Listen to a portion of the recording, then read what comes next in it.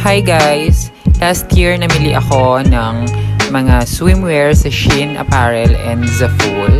And ayan, sinukat ko na nga siya. Napakaganda niya. And excited na ako mag-beach for the summer 2021. Then last March, pumunta kami ng 100 Islands para sa Aurahan.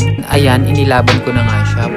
I love that orange one-piece swimsuit. Kahit kita ang singer Keb. Kasi super fit siya sa akin. Then, ayan na nga. Aura sa bato. Kahit masakit na sa puwet, dead man lang. Then, this two-piece red maroon na Venus cut.